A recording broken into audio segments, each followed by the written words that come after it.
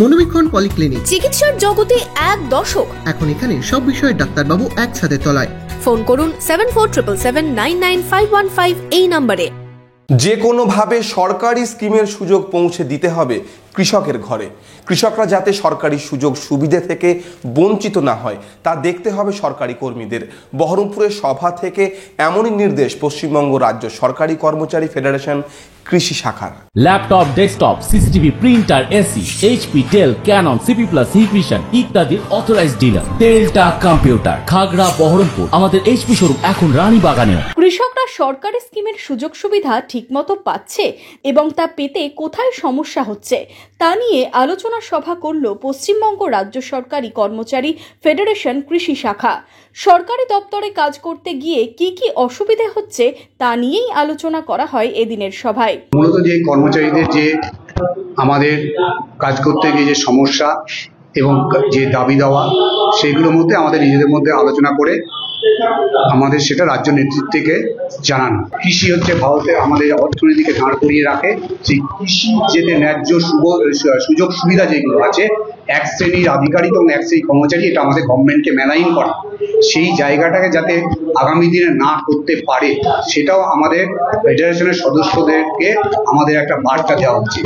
এরকম যদি কোনো পরিস্থিতি আসে তাহলে যাতে আমাদের সাংগঠনিক প্রক্রিয়ার মাধ্যমে জানায়, সেটা তাহলে আমরা উচ্চ নেতৃত্বের নজরে নিয়ে আসবো, যাতে আমাদের চাষিদের যে সুযোগ সুবিধাগুলো যাতে আগামী দিনের থেকে বঞ্চিত না হয়। কৃষকদের স্বার্থে সরকারি স্কিম কৃষকদের কাছে পৌঁছে দিতে হবে, এই বার্তা দিলেন সংগঠনের নেতৃত্ব। বর্তমান পরিস্থিতিতে কিভাবে কৃষকরা চাষ করলে লাভবান হবেন সেই নিয়ে পরামর্শ দিতে নির্দেশ দেওয়া হলো বৈঠকে। কৃষকরা যাতে পায় তার জন্য আমাদের প্রয়োজনীয় প্রচার চালাতে হবে এবং আমাদের সমস্ত অফিসগুলোতে ব্যানারগুলো করে দিতে হবে যে আমাদের এই সুবিধাগুলো আছে, আপনারা এইভাবে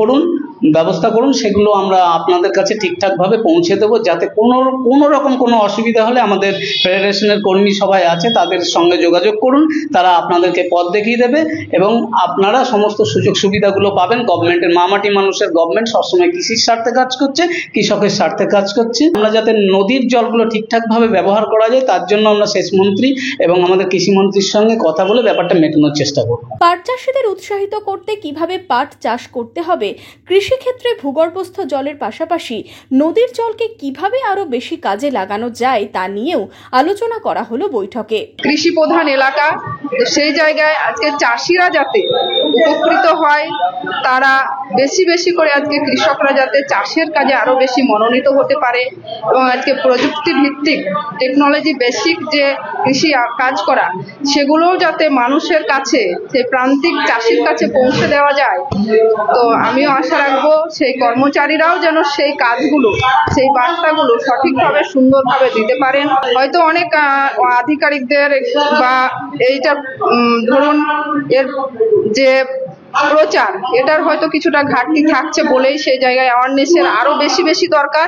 কেননা প্রোগ্রামগুলো আছে এবং হয়, একেবারে হয় না তা নয়, কিন্তু গ্রাস রুটে যাতে পৌঁছে যায় সেই জায়গাটা আমাদের দেখতে হবে।